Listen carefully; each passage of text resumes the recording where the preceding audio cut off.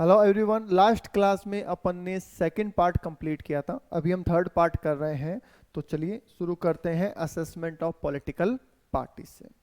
देखिए, CMA inter के लिए अगर अपन बात करें तो पॉलिटिकल पार्टी के असेसमेंट का कोई प्रैक्टिकल क्वेश्चन यहाँ पे नहीं है और एग्जाम में भी इसके चांसेस बिल्कुल नहीं है। हाँ, पर ये जरूर है कि इससे रिलेटेड एमसीक्यू जरूर आपसे पूछे जा सकते हैं, तो इसमें कुछ बातें ध्यान देने वाली है, ध्यान दीजिएगा। पहला, sir exemption to political party. जैसा हम जानते हैं कि भैया इंडिया में नेतागिरी तो सबसे ज़्यादा है ही।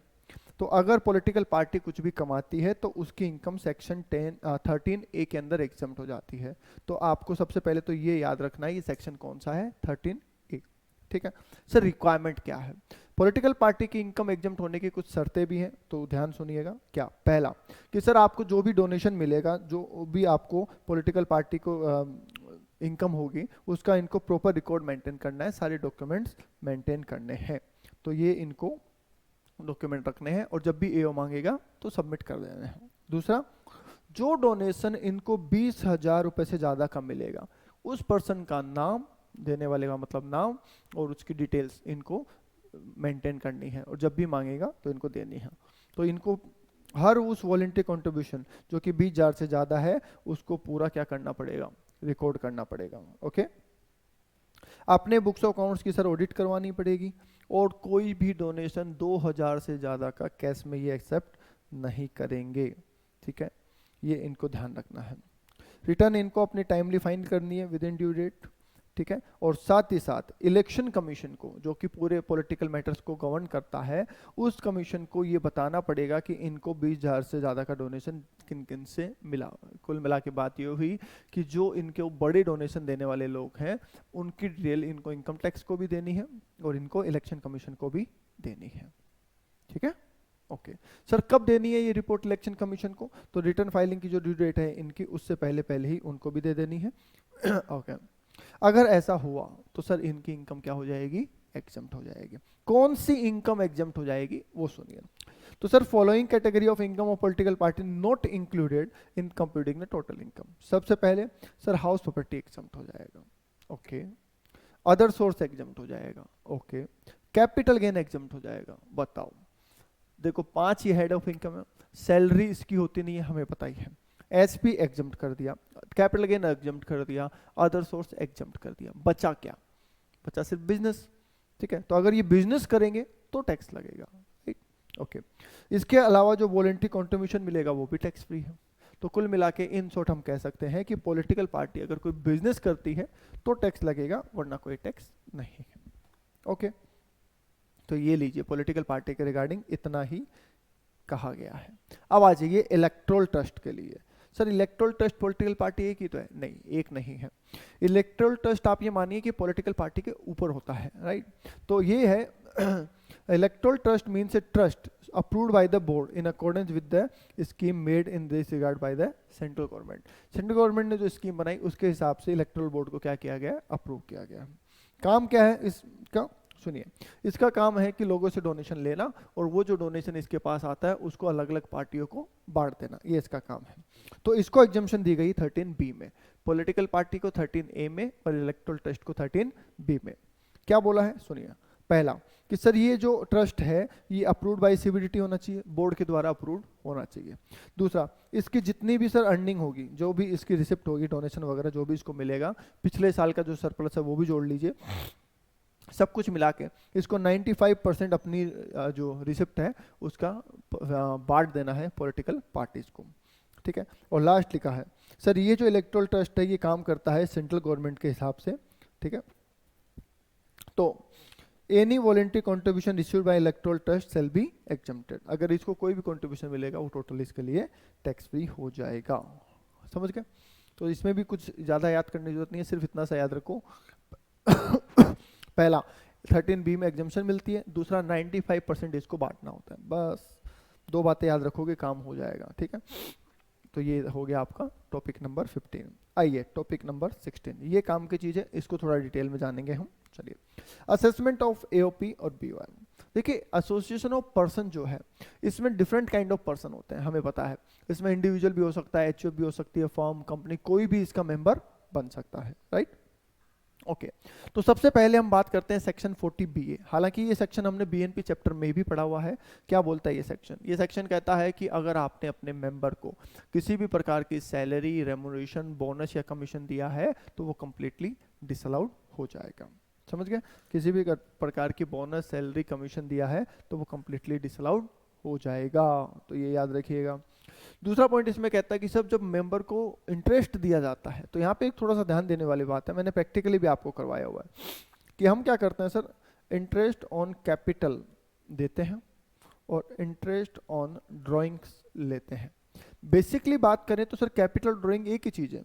जब हम कंट्रीब्यूट करते हैं तो वो कैपिटल बन जाती है, जब विड्रॉ करते हैं तो ड्राइंग बन जाती है, राइट?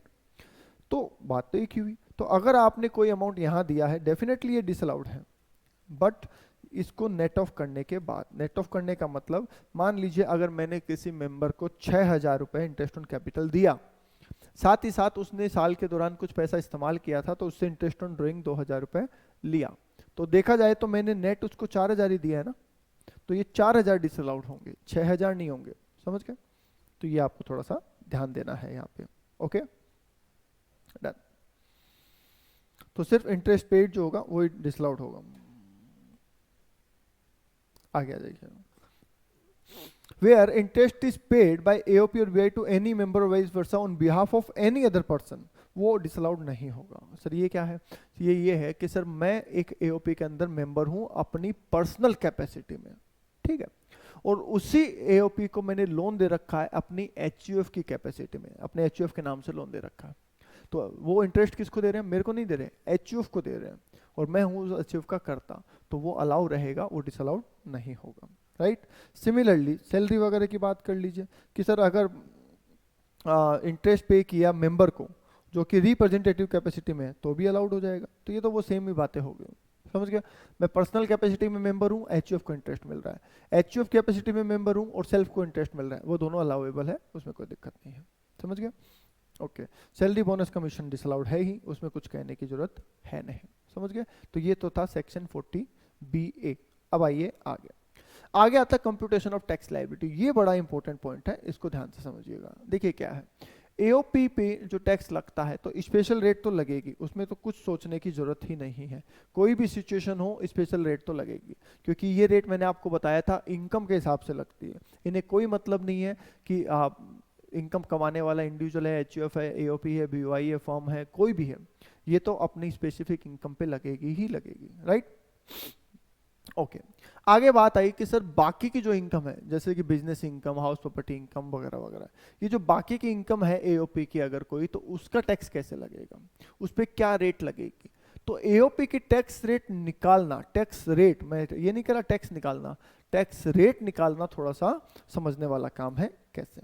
मैंने आपको एक टेबल बनाई हुई है।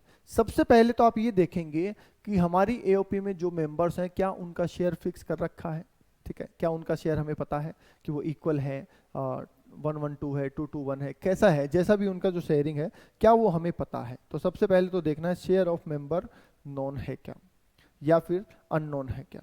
तो मेंबर का शेयर पता है या नहीं पता, सबसे पहले तो ये जान लीजिए।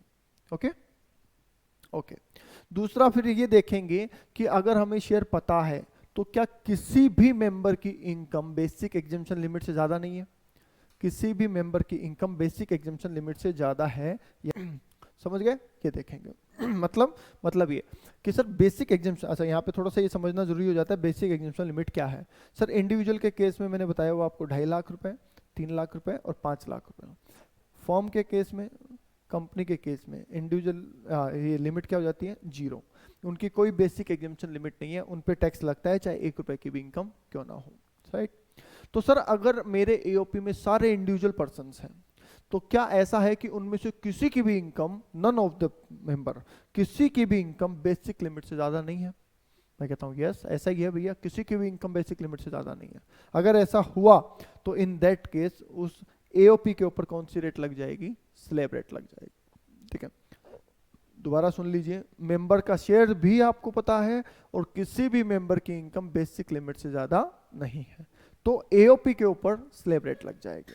ठीक है, और बाकी कोई भी केस हो AOP के ऊपर MMR लग जाएगी। बस इतना ऐसे याद कर लीजिए, आप ज्यादा कॉम्बिनेशन बनाने की जरूरत नहीं है। अगर पता है तो MMR, स्लैब रेट, और नहीं पता है तो MMR। ठीक है, ओके। तो ये सिर्फ एक जो पैराग्राफ है ना, ये याद होना चाहिए। कब लगेगा, दोबारा रिपीट कर दूं, जब हमें शेयर्स ऑफ मेंबर पता हो और साथ ही साथ किसी भी मेंबर की इनकम बेसिक एग्जेम्पशन लिमिट से ज्यादा ना हो। आगे आ जाइए सर। सर ये MMR है क्या?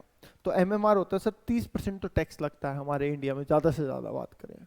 ठीक है, 37% सरचार्ज ज़्यादा से ज़्यादा है और 4% HEC। ठीक है, तो इसको सीधा नहीं जोड़ना है, इफेक्टिव निकालना है।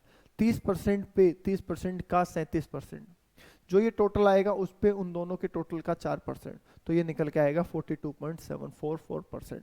राइट, तो ये आपकी हो जाती है MMR, maximum marginal rate. Okay, आगे आ जाइए। तो सर आगे बोला गया, आगे सुनिए, कंप्यूटेशन ऑफ मेंबर इनकम, ये तो AOP की होगी, बस AOP के असेसमेंट में इतना ही है। AOP का असेसमेंट ओवर हो गया। क्या देखो, टोटल इनकम निकालना हमें पता ही है कैसे निकालनी है टोटल इनकम, जैसे हम बाकी लोगों की निकालते हैं वैसे टोटल इनकम निकाल देनी है। दूसरा हमें पता है कि सर अगर हम रेट लगा रहे हैं तो स्पेशल रेट तो लगेगी लगेगी, साथ में बची हुई इनकम पे जनरल रेट लग जाएगी। जनरल रेट जो हम लगाएंगे उसके लिए भी बता दिया कब लगानी है, कि अगर मेंबर का शेयर पता है और किसी भी मेंबर की इनकम बेसिक एग्जेम्पशन लिमिट को क्रॉस नहीं करती है तो उस पर क्या लग जाएगी, स्लैब रेट लग जाएगी। अदरवाइज AOP के ऊपर MMR लग जाएगा। ये तो हम पढ़ चुके हैं। ओके, तो यहाँ पे AOP का असेसमेंट तो खत्म। अब आइए सर मेंबर का, उसके मेंबर का असेसमेंट। उसके मेंबर के असेसमेंट में बहुत ही मजेदार चीज सुनिए सर, क्या है, मेंबर को जो कुछ भी मिल रहा है AOP से, क्या वो उसके लिए टैक्सेबल होगा? आंसर इज यस, टैक्सेबल होगा। कब? अगर उस AOP पे स्लैब रेट लगी है तो। ठीक है, दो सिचुएशन है ना, AOP पे हो सकता है स्लैब रेट लगी हो और हो सकता है AOP पे MMR लगाई हो। अगर AOP पे स्लैब रेट लगी है तब तो मेंबर के लिए ये क्या है, टैक्सेबल, इससे मिलने वाला हिस्सा मेंबर के लिए टैक्सेबल है। और अगर AOP पे MMR लगी है तो इससे मिलने वाला हिस्सा मेंबर के लिए क्या है, एग्जम्प्ट। क्यों? क्योंकि ऑलरेडी AOP हाईएस्ट टैक्स दे चुकी है। राइट, तो सुनिए क्या कह रहा,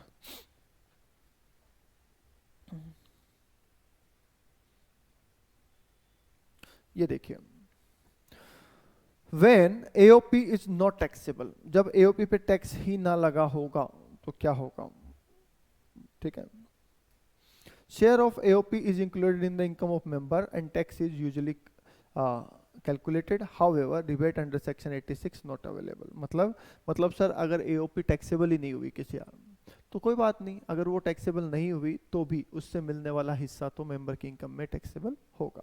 ठीक है, दूसरा बोल रहा सर AOP टैक्सेबल तो हुई है, स्लैब रेट से टैक्सेबल हुई है, तो जैसा मैंने अभी बताया आपको कि यस, उससे मिलने वाला हिस्सा मेंबर की इनकम में जुड़ेगा। पर इस केस में मेंबर को 86 की रिबेट मिल जाएगी। क्यों मिल जाएगी सर ये रिबेट? ये इसलिए मिल जाएगी कि उस सेम इनकम पे AOP ने टैक्स दे दिया, अब उस सेम इनकम पे मेंबर को भी टैक्स देना है, तो इसलिए 86 की रिबेट दी जाएगी। अगर AOP टैक्स हो जाती है MMR के ऊपर, मैक्सिमम मार्जिनल रेट के ऊपर, तो भैया फिर AOP से मिलने वाला कोई भी हिस्सा मेंबर की इनकम में नहीं जुड़ेगा। समझ गए बात को? तो सिंपल सा मैं एक शॉर्टकट याद करवा दूं आपको, अगर AOP पे MMR लगा है, ऐसा याद कीजिए, अगर AOP पे MMR लगा है तो इन दैट केस उससे मिलने वाला कुछ भी मेंबर के इनकम में नहीं जुड़ेगा। और अगर AOP पे टैक्स नहीं लगा या स्लैब रेट लगा है तो उससे मिलने वाला हिस्सा मेंबर की इनकम में जुड़ जाएगा। Okay, done. अब सर ये 86 की रिबेट क्या है? ठीक है, ये 86 की रिबेट क्या है? तो सुनिए सर 86 की रिबेट क्या है वो भी बताते हैं। देखिए देखिए, ऐसा समझिए, AOP ने कमाया 4 लाख रुपए। ठीक है, इस AOP के दो मेंबर A और B, इस AOP के ऊपर लगा स्लैब रेट। क्या लगा? Slab rate. तो इसने AOP ने टैक्स दे दिया यहाँ पे। अब टैक्स देने के बाद जो प्रॉफिट था वो इसमें बटा, 2 लाख का मान लीजिए सैलरी इसको, 2 लाख का इसको।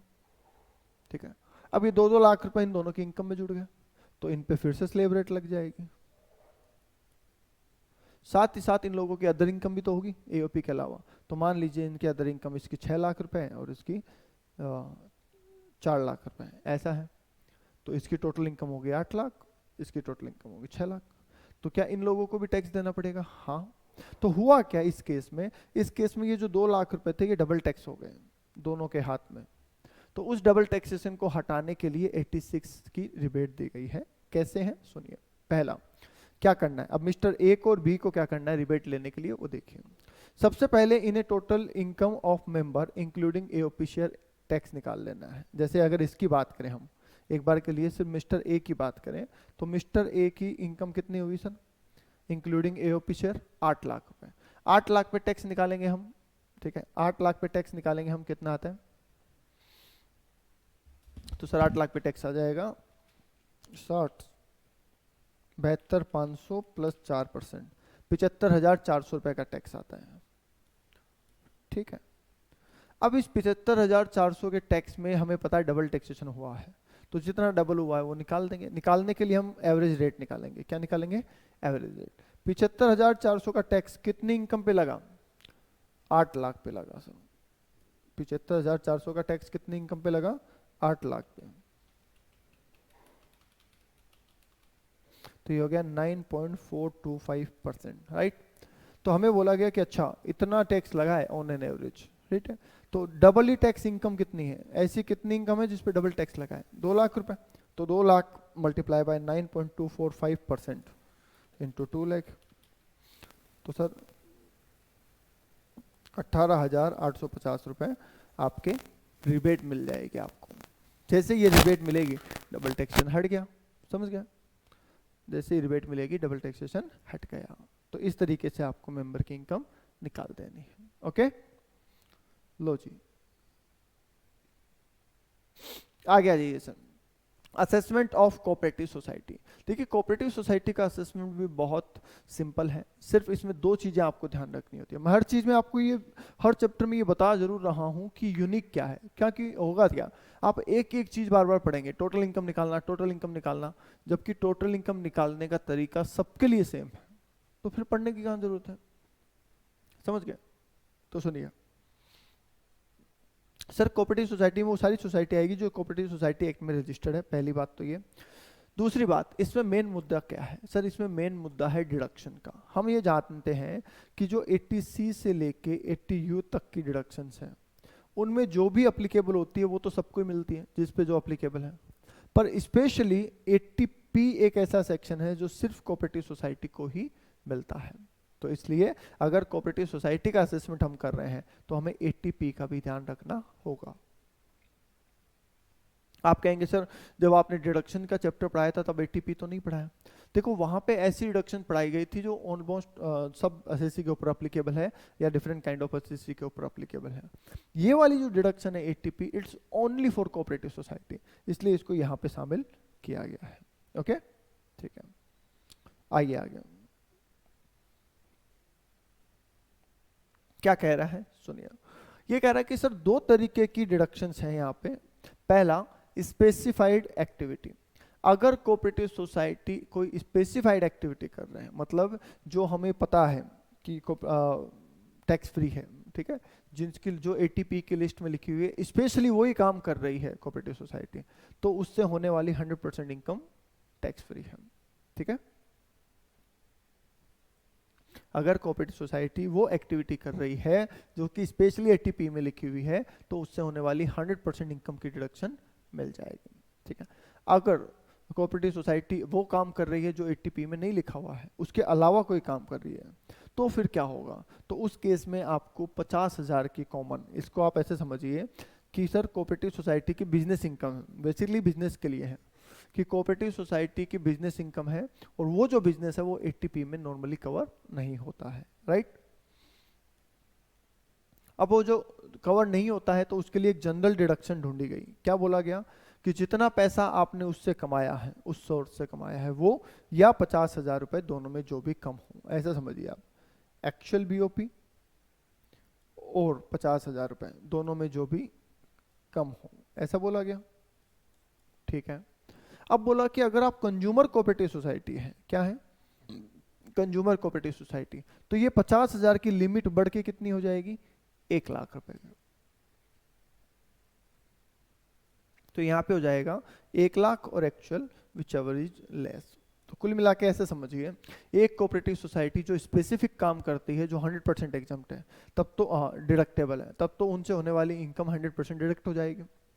और दूसरा बोला गया कि कोऑपरेटिव सोसाइटी उसके अलावा कोई बिजनेस करती है, तो जितना उस बिजनेस से कमाती है वो, या 50,000 रुपए, दोनों में जो भी कम हो उतना डिडक्शन मिल जाएगा।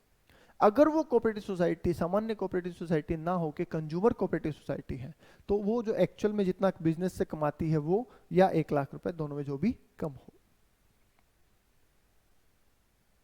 ओके, ठीक है।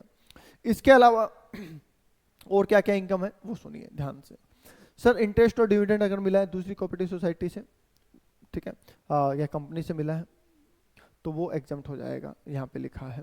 गोडाउन से कोई रेंट मिला है, एग्जम्प्ट हो जाएगा, ठीक है।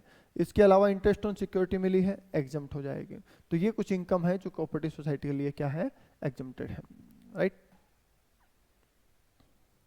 ओके, तो यहाँ पे देखो मैंने क्या कर रहा, मैं एक चीज आपको थोड़ा सा यहाँ पे हाईलाइट कर दूं कि ये जो नोट्स है यहाँ पे, स्पेशली इस चैप्टर के, यहाँ पे हमने क्या मॉड्यूल की लैंग्वेज का थोड़ा सा इस्तेमाल किया है, जबकि इजी लैंग्वेज में मैंने आपको क्लास में इसका पूरा लिखवाया हुआ है, ठीक है।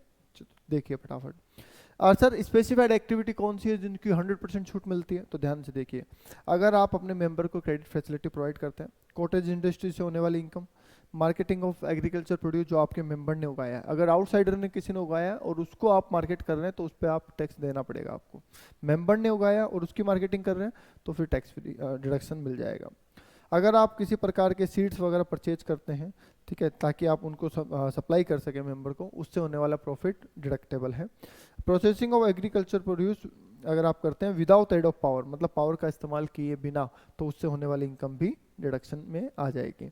कलेक्टिव डिस्पोजल ऑफ लेबर आ जाएगा, कुछ फिशिंग एंड अलाइड एक्टिविटी आ जाएगी, सप्लाइंग मिल्क और वेजिटेबल जो आप करते हैं वो आ जाएगा।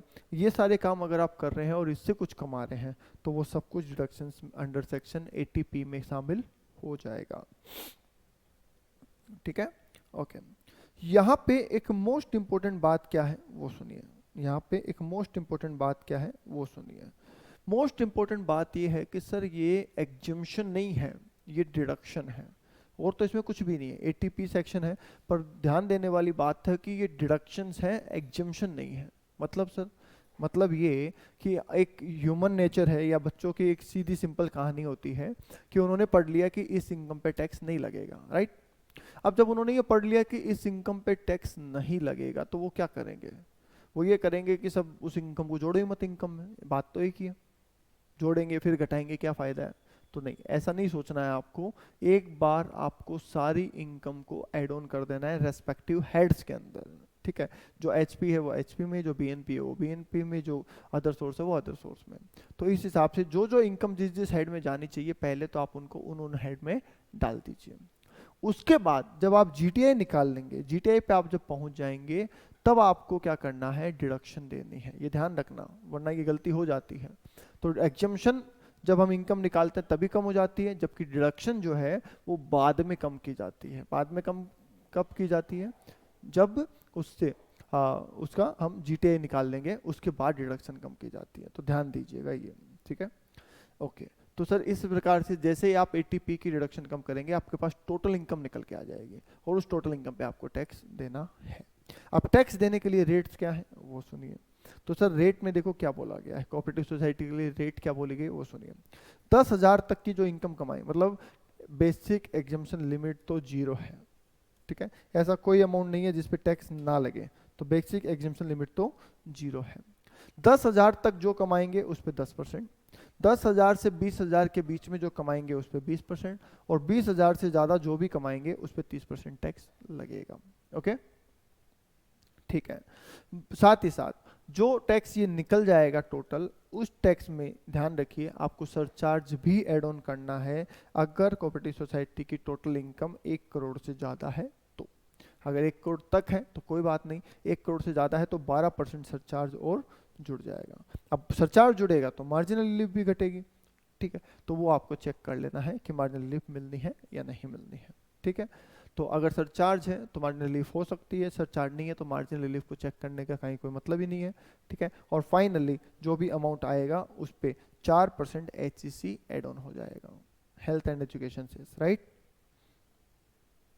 ओके तो इन शॉर्ट मैं कोऑपरेटिव सोसाइटी एक बार आपको रिपीट कर दूं कि सर यहाँ पे वो सारी सोसाइटी कवर होती है जो कि कोऑपरेटिव सोसाइटी एक्ट में रजिस्टर्ड है। इनकी दो प्रकार की इनकम है, दो प्रकार से इनको डिडक्शन एटीपी में दी गई है। पहली स्पेसिफाइड एक्टिविटी जिसमें collective disposal of labour, providing credit facility to its member, marketing of agriculture produce of member, fishing and relied activity, processing of produce without aid of power हो गया, interest on security हो गई, rent from godown हो गया, ऐसे ये बहुत सारी कलेक्टिव डिस्पोजल ऑफ लेबर, ऐसे ये एक्टिविटीज़ है जो स्पेसिफाइड एक्टिविटी में आती है और 100% डिडक्शन इनकी मिल जाती है। फिर हमने कहा कि अगर इनके अलावा कोई बिजनेस करती है कोऑपरेटिव सोसाइटी तो जितना कमाया बिजनेस से, अदर बिजनेस से, वो या 50,000 रुपए, दोनों में जो भी कम होगा उतने की डिडक्शन और मिल जाएगी। अगर कोऑपरेटिव सोसाइटी जो है कंज्यूमर कोऑपरेटिव सोसाइटी है तो जो अदर बिजनेस हैं जो कि स्पेसिफाइड में कवर नहीं हुए उसमें एक्चुअल और 1 लाख रुपए दोनों में जो भी कम हो उतना लेस कर देंगे, ठीक है, उतने की डिडक्शन दे देंगे। आगे रेट की बात करी तो बोला सर बेसिक लिमिट तो 0 है, 10,000 तक जो कमाएंगे उस पर 10%, 10,000 से 20,000 के बीच में 20% और 20,000 से ऊपर वाले पे 30%। अगर टोटल इनकम 1 करोड़ को क्रॉस करती है तो 12% सरचार्ज लगा देंगे, सरचार्ज होगा तो मार्जिनल रिलीफ चेक कर लेंगे और नहीं हुआ तो कोई बात नहीं, और बाद में लास्ट में HEC 4% लगा देंगे। लीजिए यहाँ तक कोई डाउट है तो बोल दीजिए, बोलिए यहाँ तक कोई डाउट है तो बोल दीजिए। नहीं है? रिटर्न फाइलिंग हमारे सिलेबस के अंदर जो हमें दिया गया है उसमें क्या क्या टॉपिक दे रखे हैं चलिए देखते हैं। देखिए हम सब जानते हैं कि हमने हमारी टोटल इनकम कैलकुलेट कर ली, उस टोटल इनकम को कैलकुलेट करने के बाद उस टोटल इनकम की जानकारी हमें इनकम टैक्स डिपार्टमेंट को देनी होती है। वो जानकारी देने के लिए हम प्रिस्क्राइब फॉर्म का इस्तेमाल करते हैं और उन फॉर्म को भर के डिपार्टमेंट को जमा करवा देते हैं, इसी को कहते हैं रिटर्न फाइलिंग, अगर आसान शब्दों में बात करें तो। ठीक है, क्या सर सबको रिटर्न भरनी होती है? बेसिकली तो देखिए इसके कुछ क्राइटेरियाज हैं, पर अगर वॉलेंट्री कोई भी भरना चाहे तो भर सकता है, कंपल्सन जो है वो कुछ लोगों के ऊपर है। तो सबसे पहले आते हैं हम who is liable to file return. तो सर देखिए जो जो कंपनी है, फर्म है, ठीक है, उनको तो रिटर्न भरना ही भरना है, चाहे उनकी इनकम 1 रुपए की भी हो, चाहे उनके लॉस ही हो, उनको तो रिटर्न भरना ही भरना है, राइट। ओके, लोकल अथॉरिटी को तब रिटर्न भरनी है जब उनकी इनकम बेसिक एग्जेम्पशन लिमिट से ज़्यादा हो, ठीक है। अगर आपकी विदेश में कोई एसेट है तो आपको रिटर्न भरनी ही पड़ेगी, फिर चाहे आपकी इनकम कितनी भी क्यों ना हो, ठीक है। इसके अलावा सामान्य तौर पे कहा गया, ये तो बात हो गई क्या स्पेशली, अब सामान्य तौर पे बोला गया भैया किसी भी पर्सन की इनकम अगर टैक्सेबल लिमिट से ज़्यादा है, किसी भी पर्सन की इनकम अगर बेसिक एग्जेम्पशन लिमिट से ज़्यादा है तो रिटर्न फाइल करनी है, वरना नहीं करनी है। सर हम इनकम कौन सी देखते हैं? हमारे पास एक तो होता है GTI, उसमें से हम डिडक्शन कम करते हैं तो आता है टोटल इनकम।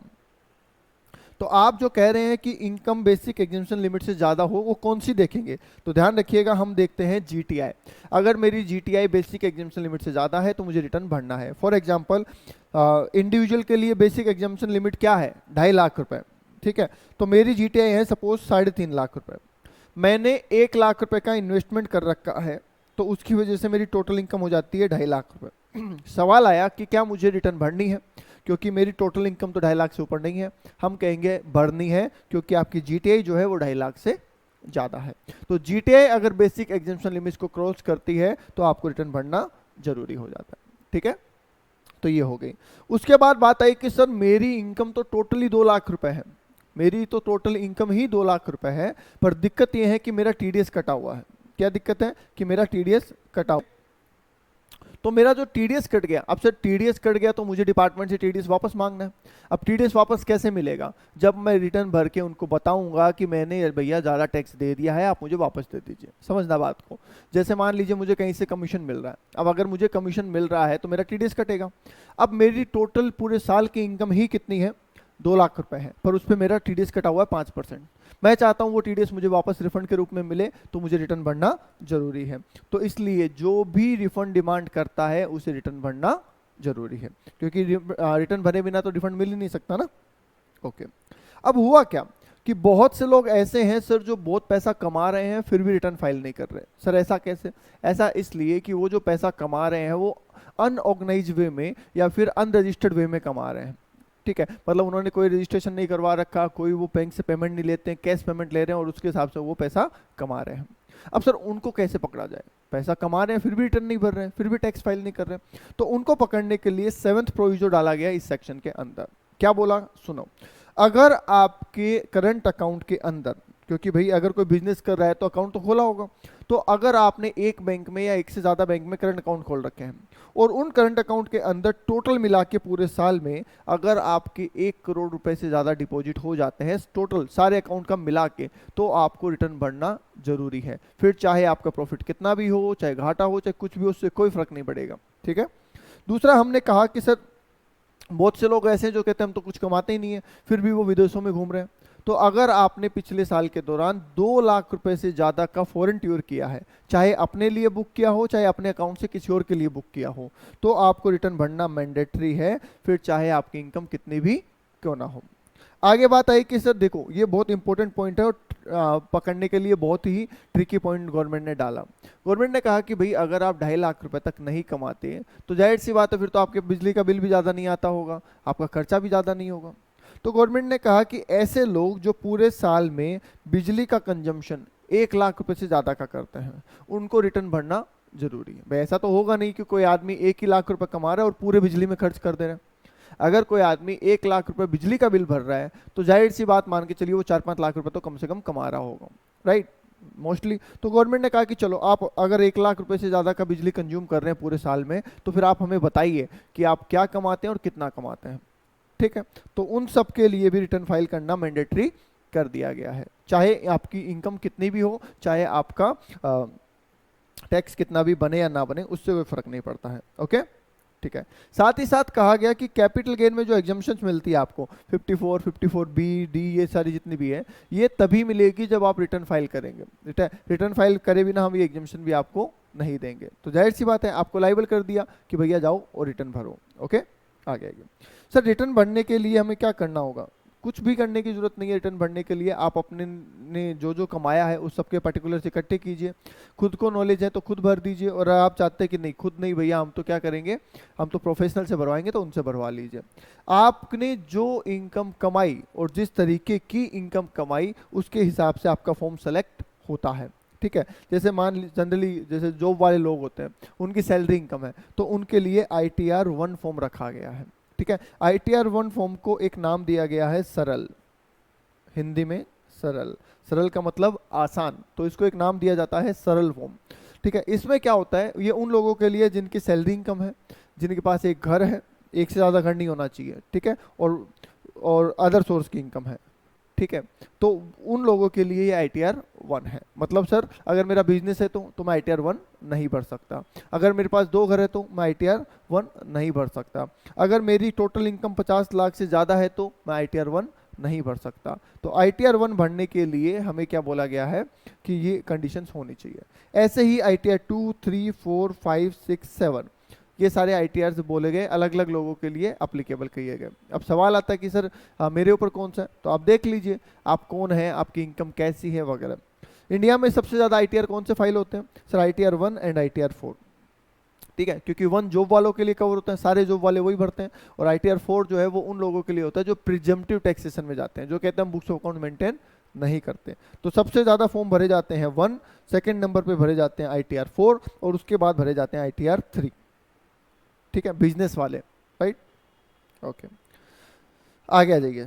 सर हम कोई भी फॉर्म भरें हम कोई भी फॉर्म भरें, चाहे ITR 1 भरें चाहे 7 भरें, कोई भी फॉर्म हम फाइल करें, जब भी हम फॉर्म फाइल करेंगे तो लास्ट में एक एक्नॉलेजमेंट जनरेट होता है। जैसे एग्जाम फॉर्म भरने के बाद एक एक्नॉलेजमेंट जनरेट होता है कि आपने ये डिटेल भरी है, वैसे ही रिटर्न भरने के बाद भी एक एक्नॉलेजमेंट जनरेट होता है, उसको कहते हैं ITR V। ठीक है, ओके। और इसे आपको CPC तक पहुंचाना होता है, मतलब बेंगलोर में जो सेंट्रल प्रोसेसिंग सेंटर है वहां पे पहुंचाना होता है। आगे बात आई due date, most important exam point of view से, ठीक है। ये अभी जो सेक्शन आने वाले सब इंपोर्टेंट है, ध्यान से देख लेना। सर रिटर्न फाइलिंग की ड्यू डेट क्या है, तो ध्यान से सुनिए। सर रिटर्न फाइलिंग की 3 ड्यू डेट होती है। पहली, जो लोग ऑडिट में कवर होते हैं, चाहे वो टैक्स ऑडिट है, चाहे वो कंपनी ऑडिट है, कोई भी ऑडिट है, जो भी ऑडिट में कवर होते हैं उनको रिटर्न फाइल करने का जो टाइम है 31 अक्टूबर है, ऐसा याद कर लीजिए। उनका डेट क्या है, 31 अक्टूबर। पहले ये 30 सितंबर हुआ करता था, बाद में इसको 31 अक्टूबर कर दिया गया है। ओके, ठीक है। तो पहला तो ये याद कर लीजिए। दूसरा, जिन लोगों के इंटरनेशनल ट्रांजैक्शन है, फॉरेन में ट्रेड होता है, फॉरेन ट्रेड्स होते हैं, उनके लिए 30 नवंबर है। तो 2 याद हो गए, फॉरेन ट्रेड वाले, फॉरेन इंटरनेशनल ट्रांजैक्शन वाले 30 नवंबर, और जिनकी ऑडिट होनी है वो कौन से हैं, 31 अक्टूबर।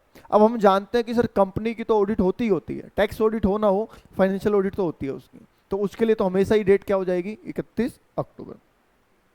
बाकी जो लोग बच गए, हम जैसे इंडिविजुअल एचओएफ लोग बच गए, तो उनके लिए सर 31 जुलाई, जिनकी ऑडिट नहीं होती है उनके लिए 31 जुलाई। तो 31 जुलाई, 31 अक्टूबर और 30 नवंबर, ये 3 ड्यू डेट आपके सामने है। आगे आ जाइए।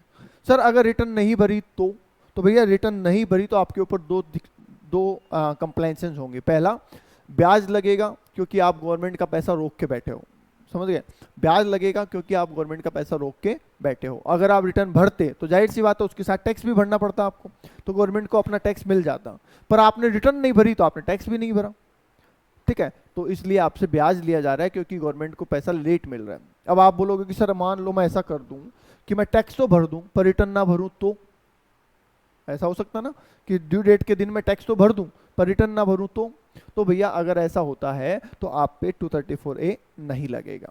क्यों? क्योंकि ब्याज निकालोगे किसका, जब टैक्स पेबल 0 है तो ब्याज किसका निकालोगे, समझ गए।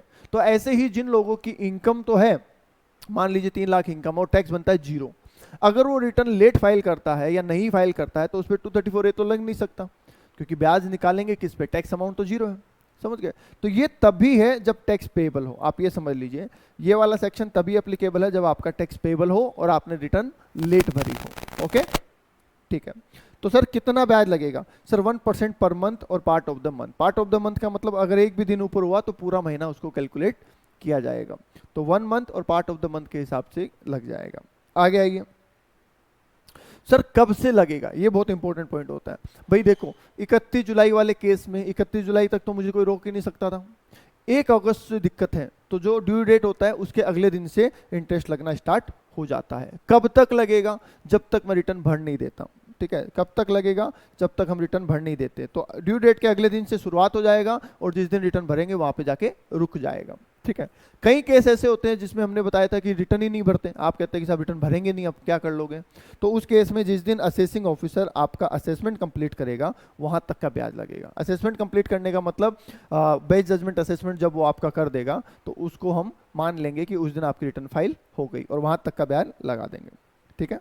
तो ये तो बात हुई अगर आपने रिटर्न लेट भरी तो ब्याज की बात, ठीक है। अब सर ब्याज तो फिर उन्हीं पे लगेगा जिनका टैक्स पेबल है, तो वो लोग तो बच गए जिनका टैक्स नहीं बनता, तो उनके लिए भी फिर क्या बोला गया, नहीं रुको आपके लिए भी लगाएंगे हम, तो आप पे लगाएगी लेट फीस। क्या लगाएगी, लेट फीस, समझ गए। कि अगर आपने ड्यू डेट के बाद रिटर्न भरी है तो भैया आपके ऊपर लेट फीस चार्ज होगी। अब लेट फीस तो लेट फीस है, चाहे आपका टैक्स बने और चाहे ना बने, चाहे आपकी इनकम कम हो चाहे ज़्यादा हो, लेट फीस तो लगेगी, समझ गए। तो इसके लिए बोला गया कि 2 कैटेगरी है। अगर आपकी टोटल इनकम 5 लाख रुपए तक है तो 1000 रुपए की लेट फीस, अगर आपकी टोटल इनकम 5 लाख से ज़्यादा है तो 5000 की फीस, खत्म। ये अमेंडेड है, पिछले साल इसमें 10,000 का भी एक पॉइंट था पर अभी नहीं है, तो अभी सिर्फ इतना याद रखना है। अगर आपकी टोटल इनकम 5 लाख तक है तो और आपने रिटर्न नहीं भरी तो 1000 रुपये लेट फीस। अगर आपकी इनकम 5 लाख से ज़्यादा है, टोटल इनकम ध्यान रखिएगा, यहाँ पे टोटल इनकम देखना है, जीटीआई नहीं देखना है, ठीक है।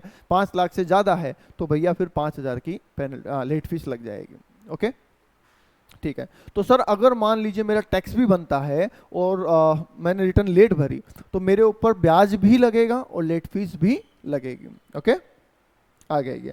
सेक्शन 139(3) आपको बताया था रिटर्न ऑफ लॉस की बात करता है कि सर अगर लॉस है तो वैसे तो रिटर्न भरना जरूरी नहीं है। जैसे हमें क्या बोला कि अगर आपकी इनकम 2.5 लाख से ज़्यादा है तो टैक्स भरना है। मैं कहता हूँ सर इनकम तो छोड़ो, मेरे तो लॉस है, तो बोलते हैं भैया लॉस है तो मत भरो रिटर्न। पर एक बात ध्यान रखना, हम लॉस को कैरी फॉरवर्ड तभी करने देंगे जब तुम रिटर्न भरोगे, समझ गए। तो वैसे रिटर्न भरना जरूरी नहीं है लॉस के केस में, इंडिविजुअल की बात कर रहा हूँ।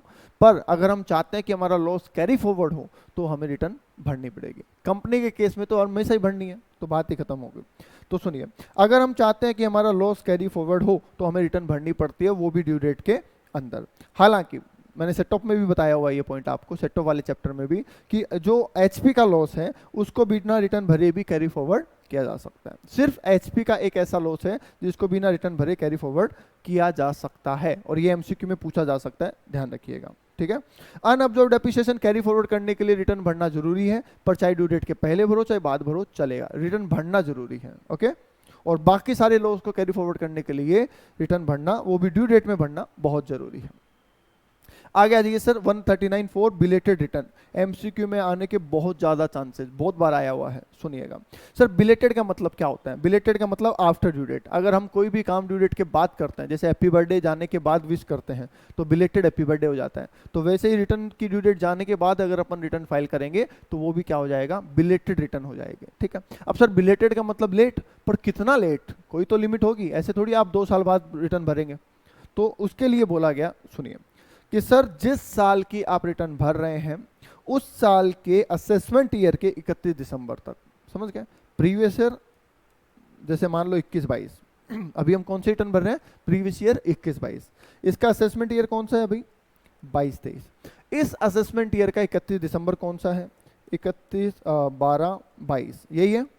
तो इस साल के रिटर्न में लेट से लेट यहां तक भर सकता हूं, इसके बाद नहीं भर सकता, ये लास्ट टू लास्ट है, ओके, ठीक है। अब बात आई सर आगे, आगे क्या बात आई सर? आगे बात ये आई कि सर अगर इससे पहले इनकम टैक्स वाले मुझे बुला लेते हैं नोटिस भेज के और मेरी इनकम फाइनलाइज कर देते हैं तो फिर उसके बाद मैं रिटर्न नहीं भर पाऊंगा, समझ रहे हैं? उसको बोलते हैं कंप्लीशन ऑफ असेसमेंट। तो सुनिए, वैसे तो मैं 31 दिसंबर तक रिटर्न भर सकता था, पर हुआ क्या, 1 नवंबर को ही मेरे पास इनकम टैक्स का नोटिस आया, मैं वहां गया, उन्होंने मेरी इनकम फाइनल कर दी। तो अब मैं 1 नवंबर के बाद रिटर्न नहीं भर सकता क्योंकि मेरी इनकम फाइनलाइज हो चुकी है। तो इसलिए बोला गया कि 31 दिसंबर या असेसमेंट जो भी पहले हो जाए, which ever is earlier, okay. बता दीजिए एक बार, यहां तक कोई डाउट? सेक्शन 139(4) तक कोई डाउट नहीं है। अब इसी को आप जोड़ दीजिए रिवाइज रिटर्न से, इसी को जोड़ दीजिए revise return, same total copy है। क्या है कि sir revise return, revise return क्या होती है सर? सर रिवाइज का मतलब है मॉडिफिकेशन। मैंने अगर कोई रिटर्न भरी और मैं कुछ चीज उसमें लिखना भूल गया या कुछ गलती रह गई, तो मुझे एक ऑप्शन दिया गया है कि आप रिवाइज रिटर्न के जरिए अपनी गलती को सुधार लीजिए, मतलब आप एक नई रिटर्न भर दीजिए। हालांकि उस रिटर्न में आपको बताना पड़ेगा कि ये रिवाइज रिटर्न है, ओरिजिनल मैंने इतनी तारीख को भरी थी, ये चीज आपको बतानी पड़ेगी, ओके। तो सुनिए, तो रिवाइज रिटर्न भरनी पड़ेगी सर, बिल्कुल।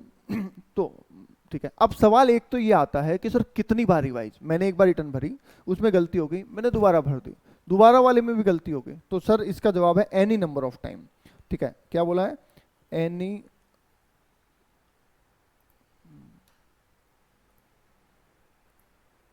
एक सेकेंड, ओके, थोड़ा सा नेटवर्क डिस्टरबेंस था, अभी ठीक है। तो सर बिलेटेड रिटर्न भर दी थी हमने, अब हम रिवाइज कर रहे हैं, तो सवाल आया कितनी बार रिवाइज कर सकते हैं? तो आंसर है एनी नंबर ऑफ टाइम्स, कितनी भी बार सर, कोई लिमिट नहीं है। इस डेट तक, जो लास्ट डेट है वहां तक आप कितनी बार भी रिवाइज कर दीजिए, चलेगा। जो लास्ट एंड फाइनल रिटर्न भरेंगे वो वैलिड रहेगी, उसी को कंसिडर किया जाएगा, ठीक है। सर कब तक? वही सेम टाइम, जब तक आप ओरिजिनल रिटर्न भरने की टाइम है वही बिलेटेड रिटर्न भरने की टाइम है, तो उतने टाइम में ही ओरिजिनल और उतने टाइम में ही बिलेटेड रिवाइज कितनी बार भी आप भर दीजिए, चलेगा, समझ गए? डन। तो 31 दिसंबर तक आप कितनी बार भी रिटर्न भर दीजिए। आगे आइए sir defective return. Defective return का प्रोसेस क्या होता है वो सुनिए। हमने रिटर्न भरी और रिटर्न भर के सर हमने भेज दी सीपीसी बैंगलोर। सीपीसी बैंगलोर में हमारी रिटर्न होती है प्रोसेस, और कौन सी प्रोसेस? Computerised process. इसमें आपसे पूछा जाता है कि सर किस प्रकार की प्रोसेस होती है, तो ये 2 चीजें इसमें ढूंढते हैं। पहला, ये इन्होंने जब रिटर्न को प्रोसेस करना स्टार्ट किया तो इनको लगा कि रिटर्न में कुछ कमी है, ठीक है, कुछ इनकम्प्लीट है, तो वो आपको डिफेक्टिव का नोटिस भेज देते हैं। दूसरी प्रोसेस वो होती है कि अगर उनको लगता है आपकी रिटर्न कंप्लीट है तो फिर उसको 143(1) में वो प्रोसेस करते हैं। तो पहली रिटर्न हो गई 139(9) और दूसरी प्रोसेस हो गई 143(1). तो पहले हम बात करते हैं 139(9) की। अगर लगता है कि आपकी रिटर्न में कोई गलती है, कुछ कमी है, ठीक है, तो उसके लिए वो आपको एक डिफेक्टिव रिटर्न का नोटिस भेज देंगे कि भैया आपके रिटर्न में ये कमी है, और 15 दिन का टाइम आपको दे देंगे कि जैसे ही आपको ये पता चल जाए तो भैया 15 दिन में सही जवाब दे देना, उसको उसका रिप्लाई कर देना। अगर रिप्लाई कर दिया तो हम आगे प्रोसेस करेंगे, और रिप्लाई नहीं किया तो हम आपके रिटर्न को इनवैलिड कर देंगे। इनवैलिड करने से क्या होगा सर? इनवैलिड करने से ये होगा कि आपकी रिटर्न ऐसे हो जाएगी जैसे कि आपने कभी रिटर्न भरी ही नहीं, और फिर ना भरने के जो भी रूल्स हैं वो आपके ऊपर अप्लीकेबल हो जाएंगे। सर क्या 15 दिन से ज़्यादा का टाइम मिल सकता है? यस, अगर असेसिंग ऑफिसर को लगता है कि आपको 15 दिन से ज़्यादा का टाइम देना चाहिए तो वो आपको ज़्यादा टाइम दे सकता है। आप उनको अप्लाई कीजिए और बोलिए कि सर मुझे थोड़ा सा टाइम चाहिए, वो दे देंगे आपको। आगे आ जाइए sir, section 140 most important for the purpose of MCQ या फिल इन द ब्लैंक्स या ट्रू फॉल्स। कि सर जब हम रिटर्न फाइल करते हैं तो हमें बोला गया कि उसको साइन करके आपको सीपीसी भेजना होता है। हालांकि आजकल सीपीसी भेजने के 2-3 तरीके हो गए हैं। प्रिंट आउट निकाल के साइन करके तो आप भेज ही सकते हैं, वो तो ट्रेडिशनल तरीका है। उसके अलावा इलेक्ट्रॉनिक वेरिफिकेशन करके, जिसको ई वेरीफाई बोलते हैं, उससे भी आप उसको बेंगलुरु भेज सकते हैं। तो बेंगलुरु भेजने के लिए साइन करना किसको है? इसको बोलते हैं वेरिफिकेशन ऑफ रिटर्न या साइनिंग ऑफ रिटर्न। इसको वेरिफिकेशन भी बोलते हैं, ध्यान रखिएगा, ठीक है। कहीं एमसीक्यू आ जाए कि इंडिविजुअल के रिटर्न का वेरिफिकेशन कौन करेगा, आप सोचो कि सब वेरिफिकेशन तो हमने पढ़ा ही नहीं है। अरे भाई, साइनिंग और वेरिफिकेशन सेम ही होता है, ठीक है। तो इंडिविजुअल के केस में साइन कौन करेगा? सर खुद करेगा। मान लो सर खुद अवेलेबल नहीं है तो उसका जो सीए, सीएस, सीएमए जो भी अथॉराइज्ड पर्सन है वो साइन कर देगा। सर अगर वो ल्यूनेटिक है, मंदबुद्धि है, माइनर है तो भाई उसके लीगल गार्जियन या रिप्रेजेंटेटिव साइन कर देंगे, ठीक है। एचयूएफ में साइन कौन करेगा? कर्ता करेगा। सर कर्ता अवेलेबल नहीं है तो एनी एडल्ट मेंबर करेगा, और ये एमसीक्यू बहुत बार पूछा गया है, तो ध्यान रखिएगा। कंपनी में सर एमडी साइन करेगा, एमडी नहीं है तो कोई भी डायरेक्टर कर देगा, डायरेक्टर नहीं है तो अथॉराइज पर्सन जो भी होगा वो कर देगा, ठीक है। अगर कंपनी लिक्विडेशन में चली गई तो लिक्विडेटर साइन करेगा, और अगर company IBC insolvency and bankruptcy code में चली गई है तो इंसॉल्वेंसी प्रोफेशनल साइन करेगा, ठीक है। फॉर्म के केस में मैनेजिंग पार्टनर साइन करेगा, और मैनेजिंग पार्टनर नहीं है तो एनी पार्टनर, कोई भी पार्टनर साइन कर देगा। एलएलपी के केस में डेजिग्नेटेड पार्टनर साइन करेगा, और वो नहीं है तो कोई भी पार्टनर साइन कर देगा, ठीक है। लोकल अथॉरिटी, जेडीए, नगर निगम, म्युनिसिपैलिटी, ग्राम पंचायत, उनमें कौन साइन करेगा? जो पीओ होगा, प्रिंसिपल ऑफिसर होगा, वो साइन करेगा। पॉलिटिकल पार्टी में जो सीईओ होगा वो साइन करेगा, और बाकी केसेज में जो पीओ होगा वो साइन करेगा। तो ये आपको ध्यान रखना है कि साइन कौन करेगा। मोस्ट इंपॉर्टेंटली ये 3 जरूर याद कर लेना, इंडिविजुअल, एचयूएफ और कंपनी, इनमें साइन कौन करता है ये आपको पता होना चाहिए। आगे आ जाइए सर, सेक्शन 139A। अब वैसे तो बहुत बेसिक क्वेश्चन है, पर एग्जाम में कई बार एमसीक्यू या शॉर्ट नोट के रूप में ये पूछ लिया जाता है। कैसे एमसीक्यू और कैसे शॉर्ट नोट, सुनिए। देखिए, हम जानते हैं कि अगर हमारा इनकम टैक्स में कोई भी लाइबिलिटी बनता है या इनकम टैक्स के लिए हम किसी भी प्रकार से लाइबल हैं, तो हमें पैन नंबर लेना जरूरी है, उसी से हमारे इनकम टैक्स के प्रोसेस की शुरुआत होगी। परमानेंट अकाउंट नंबर लेना हमें जरूरी है। अब ये जो परमानेंट अकाउंट नंबर लिया है, इसे कई जगह पे लिखना भी मैंडेटरी किया गया, ताकि इनकम टैक्स वालों को पता चलता रहे कि आप क्या ट्रांजैक्शन कर रहे हैं। तो हमसे ये पूछ सकता है एग्जामिनर कि कहाँ पे पैन नंबर लिखना जरूरी है। तो इसमें से कुछ पॉइंट तो आपको डेफिनेटली याद होने ही चाहिए। जैसे आप मोटर व्हीकल खरीदेंगे तो आपको पैन नंबर देना है, अकाउंट खुलवाएंगे बैंक में, पैन नंबर देना है। अगर आप डेबिट कार्ड लेना चाहते हैं, एटीएम लेना चाहते हैं, ये क्रेडिट कार्ड लेना चाहते हैं, तो आपको पैन नंबर देना पड़ेगा। डिमेट अकाउंट खुलाना चाहते हैं, पैन नंबर लेना पड़ेगा। होटल में अगर 50,000 से ज़्यादा का पेमेंट करते हैं, पैन नंबर मांगेगा। फॉरेन करेंसी खरीदते हैं 50,000 से ज़्यादा की, पैन नंबर मांगेगा। तो ऐसे बहुत सारी जगह है जहाँ पे आप अगर 50,000 से ज़्यादा का ट्रांजैक्शन करते हैं तो आपसे पैन नंबर मांगा जाता है। मोस्ट इंपॉर्टेंट है कि बैंक में अगर 50,000 से ज़्यादा आप कैश डिपॉजिट करवाने जाते हैं तो भी आपसे पैन नंबर मांगा जाता है। ओके, तो ये आपको ध्यान रखना है। तो सेक्शन है 139A। तो पहले तो पैन नंबर ही मांगा जाता था। अब हुआ क्या कि एक और नया कॉन्सेप्ट लाया गया आधार नंबर का, कि भैया आधार नंबर, आधार नंबर, आधार नंबर। तो आपको जो इंडिविजुअल, अब आधार नंबर कंपनी का होता नहीं है ना, तो किसके लिए? कि उन लोगों को जिनको आधार नंबर लेना जरूरी है। जनरली इंडिविजुअल को ही आधार नंबर लेना होता है, ठीक है। तो सुनिए, तो सर उनको क्या बोला गया कि आप जब अपनी रिटर्न भरेंगे तो आपको आधार नंबर उसमें लिखना जरूरी है। आप जब पैन कार्ड लेंगे तो आपको आधार नंबर लिखना जरूरी है। तो पैन कार्ड लेते टाइम पे भी और रिटर्न भरते टाइम पे, दोनों टाइम पे आपको आधार नंबर लिखना मैंडेटरी है, राइट। आगे आ जाइए सर। तो ये हो गया अपना रिटर्न फाइलिंग का टॉपिक। यहां तक कोई डाउट है तो बोलिए, फिर आगे चलते हैं।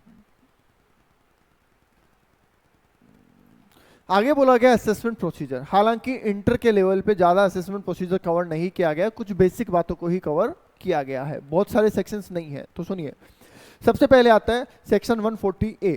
सेक्शन 140A कहता है सेल्फ असेसमेंट। देखिए, इंडिया में 6 से 7 करोड़ लोग रिटर्न फाइल करते हैं। अब हर आदमी की इनकम तो इनकम टैक्स डिपार्टमेंट नहीं निकालता, तो इनिशियली तो हमें हमारी इनकम खुद निकालनी होती है। खुद का मतलब हम निकालें, हमारा सीए निकाले, सीएमए निकाले, वो हो सकता है।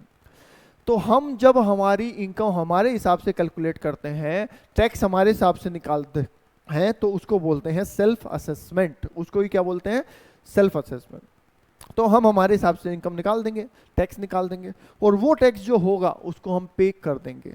जब हम उसको पे करते हैं तो उसे बोलते हैं सेल्फ असेसमेंट टैक्स। समझ गए? हमारे हिसाब से निकाले गए टैक्स को जब हम पे करते हैं तो उसको कहते हैं सेल्फ असेसमेंट टैक्स। तो हमने हमारे हिसाब से टैक्स निकाला, टैक्स पे किया, इंटरेस्ट पे किया, जो भी पे करना था पे किया, और रिटर्न फाइल कर दी। तो वो पूरा प्रोसेस हो गया सेल्फ असेसमेंट। आगे आइए। अब सर हमने हमारी रिटर्न भर दी और रिटर्न भर के डिपार्टमेंट को दे दी, हमारा काम खत्म। ठीक है। अब कई लोग ऐसे होते हैं जो टाइमली रिटर्न नहीं भरते। तो मान लीजिए ड्यू डेट निकल गई और आपने रिटर्न नहीं भरी, तो आपके पास 142(1) में नोटिस आ सकता है, जिसमें आपको डिपार्टमेंट कहेगा कि भैया आपने अभी तक रिटर्न नहीं भरी है, जबकि आप रिटर्न भरने के लिए लायबल हो, हमारे रिकॉर्ड से हमें पता चल रहा है। आपने पिछले साल रिटर्न भरी थी, तो इस साल क्यों नहीं भरी?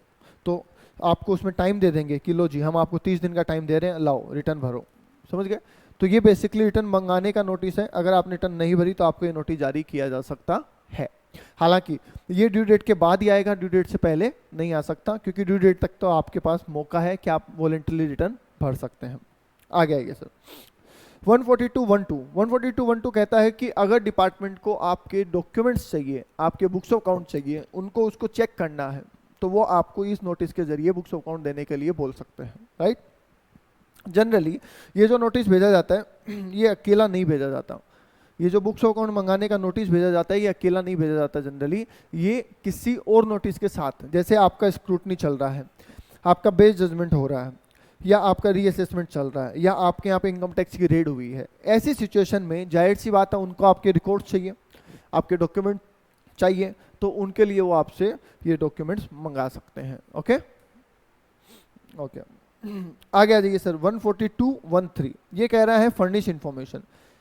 आपने डॉक्यूमेंट तो दे दिए, अभी उनको आपसे कोई जानकारी चाहिए, डॉक्यूमेंट नहीं चाहिए, जानकारी चाहिए, कुछ पूछना है, कुछ बात करनी है ठीक है, या कुछ लेटर पे लिखवा के लेना है, किसी से कोई कंफर्मेशन ला के देना है, तो वो 142(1)(3) में आपको नोटिस भेज सकते हैं कि भैया ये लो नोटिस और हमें इस चीज़ के बारे में जानकारी दीजिए। तो उसके लिए ये नोटिस काम आता है। एग्जाम पॉइंट ऑफ व्यू से कोई बहुत ज़्यादा इंपॉर्टेंट नहीं है। ओके। आगे आइए, मेकिंग इंक्वायरी। ये अच्छा पॉइंट है, सुनिए। अगर इनकम टैक्स ऑफिसर को लगता है कि आपसे कुछ पूछताछ होनी चाहिए, तो वो आपसे इंक्वायरी कर सकता है। इंक्वायरी करने के लिए वो आपको 142(2) का नोटिस जारी करेगा और बोलेगा कि भैया एक बार आप आके मिलिए, हमें आपसे कुछ पूछना है तो इंक्वायरी करने के लिए सेक्शन आता है। रेफरेंस टू वैल्यूएशन ऑफिसर, ये बहुत अच्छा पॉइंट है और इस पे शॉर्ट नोट काफी बार आया हुआ है, तो ध्यान रखिएगा इसको। देखिए, जब इनकम टैक्स ऑफिसर हमारी इनकम निकाल रहा होगा, हमारी इनकम फाइनलाइज कर रहा होगा, एट दैट टाइम क्या होगा, हो सकता है हमने कोई प्रॉपर्टी बेची हो, खरीदी हो, ऐसा कुछ किया हो, तो उसका वैल्यूएशन करवाने की उसको जरूरत पड़ सकती है। अब वो तो एक्सपर्ट है नहीं इस मामले में, तो वो क्या करेगा, एक एक्सपर्ट पर्सन को, जिसको हम कहते हैं वैल्यूएशन ऑफिसर, उसको हमारा केस ट्रांसफर कर देगा और उसको बोलेगा भैया इस प्रॉपर्टी की वैल्यू निकाल के दो। इस पूरी प्रोसेस को बोलते हैं reference to valuation officer. Right? अब उन्होंने उनको बोल दिया। अब वैल्यूएशन ऑफिसर क्या करे, उस प्रॉपर्टी को देखेगा, उसका सारा एनालिसिस करेगा और अपनी एक रिपोर्ट बनाएगा, और रिपोर्ट बना के 6 महीने के अंदर अंदर वो रिपोर्ट किसको दे देगा, एओ को दे देगा। समझ गए? मतलब डिपार्टमेंट का ही पर्सन मानिए आप, डिपार्टमेंट में बैठा है एक असेसिंग ऑफिसर, इसको असेसमेंट करने के लिए प्रॉपर्टी की वैल्यू चाहिए, तो ये वैल्यूएशन ऑफिसर को बोलेगा कि लो जी इस वैल्यू प्रॉपर्टी की वैल्यू निकाल के दो। ठीक है? वैल्यूएशन ऑफिसर वैल्यू निकालेगा और 6 महीने के अंदर अंदर इसको सौंप देगा। ठीक है? अब उस वैल्यू के आधार पे एओ अपना काम आगे बढ़ाएगा और अपना असेसमेंट ऑर्डर पास कर देगा। ओके, ठीक। ठीक है। जो भी वैल्यू असेसिंग इसने निकाल के दी होगी वैल्यूएशन ऑफिसर ने, तो हो सकता है वो असेसी के खिलाफ हो, क्योंकि ज़्यादा वैल्यू निकाल दी तो असेसी को नुकसान हो सकता है। तो एओ क्या करेगा, असेसी को अपॉर्चुनिटी ऑफ बीइंग हर्ड देगा कि भैया आ जाओ एक बार, तुम बोल रहे थे तुम्हारी प्रॉपर्टी 40 लाख की है, हमने वैल्यूएशन ऑफिसर को बोला, वो कह रहा है 60 लाख की है, तो अब ऑर्डर पास करने से पहले हम तुमसे बातचीत करना चाहते हैं, तुम्हें इस सुनवाई का मौका देना चाहते हैं, तो उसको कहते हैं अपॉर्चुनिटी ऑफ बीइंग हर्ड। समझ गए? तो इस पे शॉर्ट नोट पूछा जा सकता है। ओके।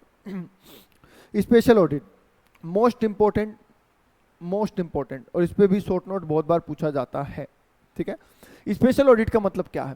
देखिए, आप अपने बुक्स ऑफ अकाउंट्स लेके डिपार्टमेंट के पास पहुंचे, ठीक है, हालांकि आजकल फेसलेस हो गया है, आजकल ऑनलाइन का जमाना है, फिर भी सुनिए, आप अपने बुक्स ऑफ अकाउंट लेके डिपार्टमेंट के पास पहुंचे, वो कहते हैं कि साहब आपने क्या बुक्स ऑफ अकाउंट बनाए, हमारे तो कुछ समझ ही नहीं आ रहा है, ठीक है, बहुत टिपिकल है, कुछ समझ ही नहीं आ रहा है। तो वो बोलेगा भैया ये ऐसे तो हमारा पूरा टाइम निकल जाएगा, आप एक काम करो, आप एक सीए के पास जाओ, ठीक है, आप सीए के पास जाओ और उससे अपने अकाउंट्स ऑडिट करवा के लेके आओ, उसकी रिपोर्ट आने के बाद हम बात करेंगे। ठीक है।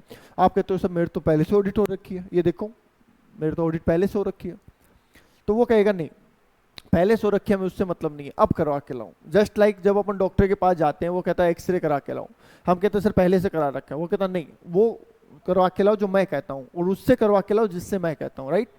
तो सेम वैसा ही है, ये आपको कहेगा कि जाओ स्पेशल ऑडिट करा के लाओ, ठीक है, क्योंकि आपके जो बुक्स ऑफ अकाउंट्स है वो बहुत ही कॉम्प्लेक्स है। आप कहेंगे सर मेरी तो पहले से हो रखी है, बोले पहले से हो रखी है उससे हमें कोई मतलब नहीं है, जाओ दोबारा करवा के लाओ, राइट। अब आप जाओगे सीए के पास, कौन से सीए के पास? जो डिपार्टमेंट बताएगा उस सीए के पास आप जाओगे, ठीक है।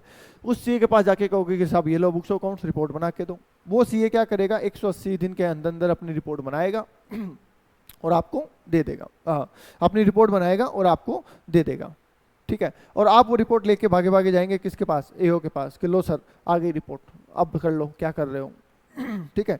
तो सीए देगा असेसी को, ठीक है, असेसी ले जाके देगा किसको? एओ को। अब एओ उस रिपोर्ट को पढ़ेगा और उसके हिसाब से इनकम फाइनलाइज करेगा, ठीक है। ऑडिट रिपोर्ट कौन से फॉर्मेट में होंगी? तो सर इसके लिए फॉर्म 6B का इस्तेमाल किया जाएगा, उसमें ऑडिट रिपोर्ट बना के दी जाएगी। सर उस सीए की फीस कौन देगा? तो सर सीए की जो फीस है वो सेंट्रल गवर्नमेंट देगी। सीए की फीस कौन देगा?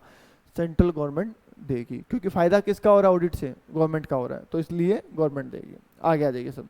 आगे सेक्शन 143(1). सेक्शन 143(1) क्या कहता है? ये कहता है कि सर हमने हमारी रिटर्न भरी और रिटर्न भर के हमने कहाँ भेजी? सीपीसी बेंगलोर।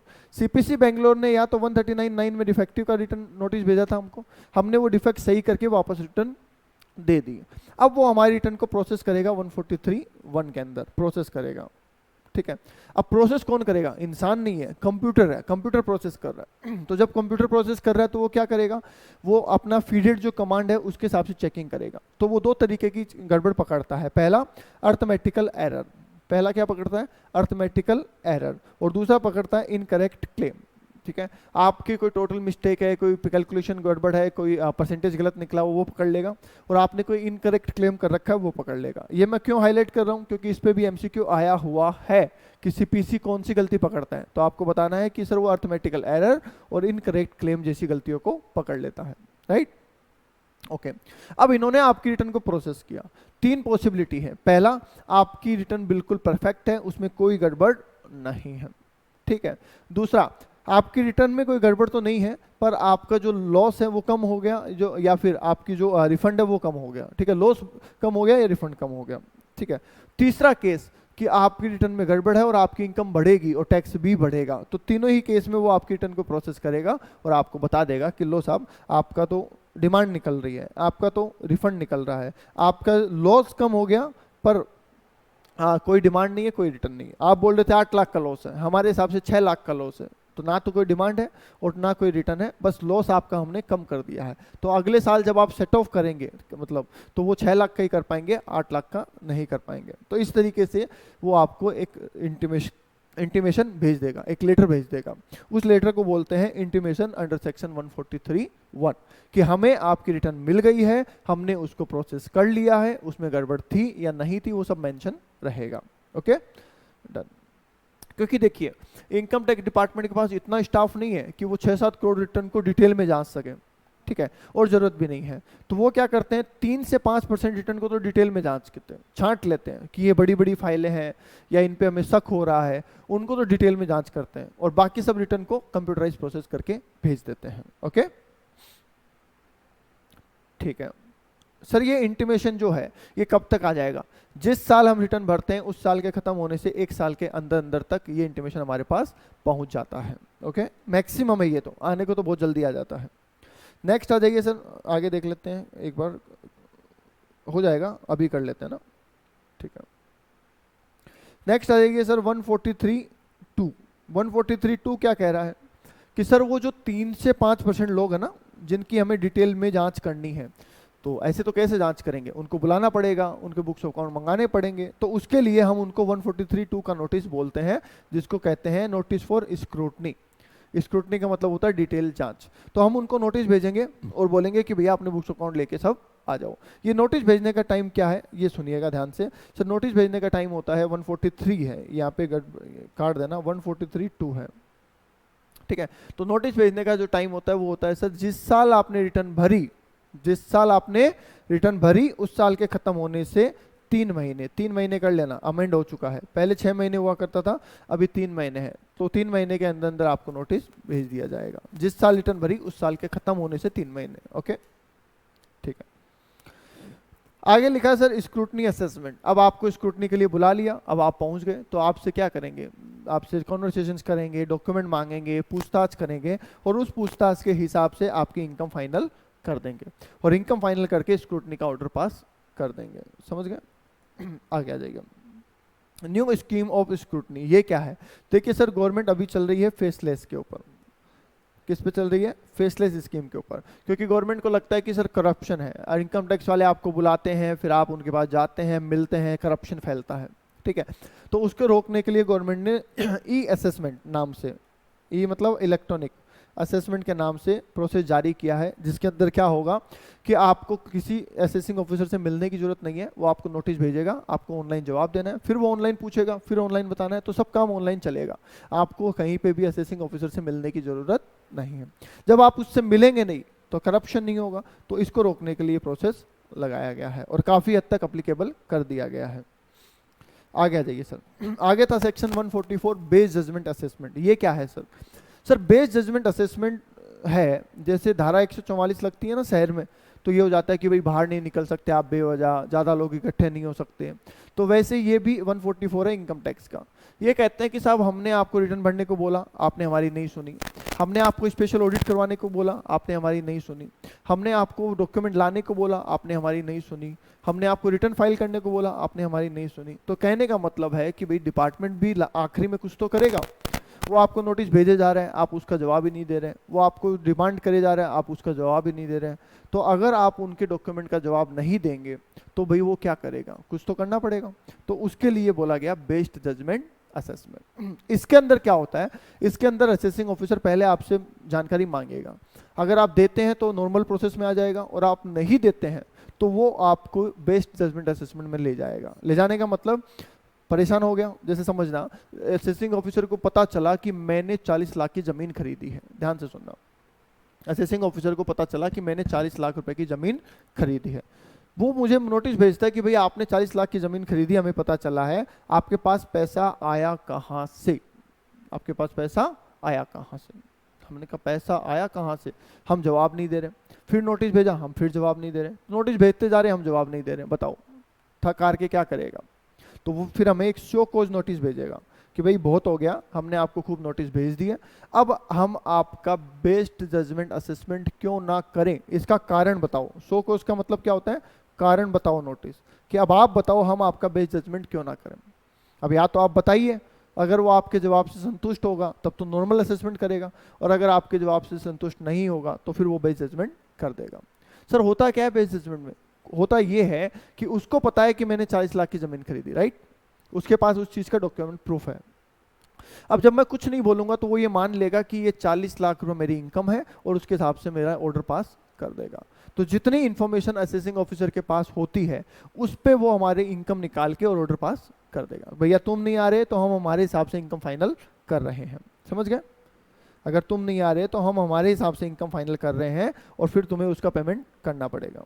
समझ गए? तो देखिए, अगर आप इन नोटिस का जवाब नहीं देते हैं तो वो क्या करेगा, वो आपको शो कॉज नोटिस जारी करेगा, और शो कॉज नोटिस जारी करने का भी जवाब नहीं देते तो वो अपने हिसाब से जितनी इन्फॉर्मेशन उसके पास है उस इन्फॉर्मेशन के हिसाब से आपका असेसमेंट फाइनल कर देगा। ओके, आगे power of JC to issue direction, ये क्या है सर? देखो, एओ है, काम कर रहा है, उस एओ से ऊपर कौन बैठा रहता है? जॉइंट कमिश्नर बैठा रहता है। अब होता क्या है कि एओ और एसएससी का केस चल रहा है, ध्यान से समझना, बताया हुआ मैंने रेगुलर क्लास में आपको कि एओ और एसएससी का केस चल रहा है। अब मामला कहीं अटक गया, अब जब मामला जहां पे अटक गया वहां पे एओ के भी समझ नहीं आ रहा क्या करें, एओ खुद कंफ्यूज है, समझ गए? अब मामला अटका पड़ा है, बताओ किस किस को परेशानी है इस मामले के अटकने से? 3 लोगों को परेशानी हो सकती है। सबसे ज्यादा परेशानी एसएससी को, वो कहता है साहब करो इसको पूरा, मैं भी घर जाऊं, ठीक है, अटका रखा आपने इतने दिनों से। तो पहली परेशानी एसएससी को, दूसरी परेशानी एओ को खुद को कि मामला अटक गया, समझ ही नहीं आ रहा क्या करूं, और तीसरी परेशानी उसके हायर अथॉरिटी को, जेसी को, राइट? तीनों लोगों को परेशानी हो सकती है, यस। अब जब इसको समझ नहीं आ रहा तो इसे क्या करना चाहिए? अपनी अथॉरिटी से गाइडेंस मांग लेनी चाहिए कि सर आप बताओ मैं क्या करूं, ठीक है? तो या तो ये खुद चला जाएगा जेसी के पास और जाके बोलेगा कि मुझे इस केस में आपकी मदद चाहिए, आप मदद कर दो, ठीक है? इसको ईगो प्रॉब्लम है, ये नहीं जा रहा, तो ये एसएससी चला जाएगा और जाके जॉइंट कमिश्नर को बोलेगा सब देखो एओ साहब कितने दिन से केस लेके बैठे हैं और उनको समझ आ नहीं रहा, तो फिर वो उसकी एप्लीकेशन के ऊपर एओ को बोलेगा कि चलो मुझे बताओ, मैं करता हूँ सॉल्यूशन, ठीक है? और तीसरा, जेसी को खुद को पता चल जाता है कि एओ कई दिनों से केस को लटका के बैठा है, खुद अपने आप को पता चल जाता है, तो ये अपनी मर्जी से भी इसको बोल सकता है कि ला भैया मुझे बता क्या दिक्कत है, सॉल्यूशन करते हैं। समझ गए? तो जैसे ही इसको पता चलेगा कि एओ के क्या दिक्कत आ रही है, ये अपने एक्सपीरियंस से, अपनी नॉलेज से उसको डायरेक्शन इशू करेगा और बोलेगा आप ऐसे कर लो। समझ गए? तो on motion, reference by assessing officer और एप्लीकेशन बाय एसएससी, तीनों केस में आपका ये डायरेक्शन दे सकता है। अब ये आपको बता देगा कि भाई मेरे हिसाब से ये काम ऐसा कर लो और फिर एओ को उस हिसाब से काम करना होगा। ओके, ठीक है, आगे आ जाइए सर।